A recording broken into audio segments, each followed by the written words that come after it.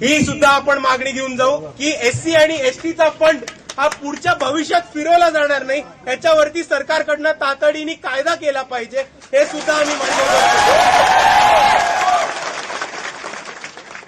आणि शेवटचं आमचं आपल्या सर्वांना एवढंच म्हणणं आहे की आत्ताच एक 15-20 मिनिटापूर्वी काही एक बातमी आली होती की सगळे आदिवासी आमदार मिळून मंत्री विखे यांना घेऊन देवेंद्र फडणवीसांच्या मागणीसाठी गेले होते.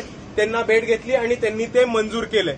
पण मित्रांनो, त्यांनी मंजूर केले हे शाब्दिक येणं म्हणजे चॉकलेट आहे.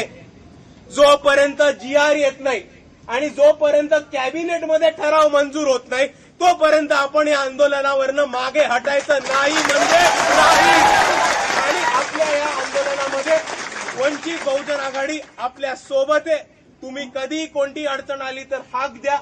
माझ्या सकट सर्व वंचित बहुजन आघाडीचे कार्यकर्ते आपल्या मदतीसाठी नेहमी हजर राहतील. एवढंच म्हणून मी माझे 2 शब्द थांबवतो. जय भीम, जय संविधान.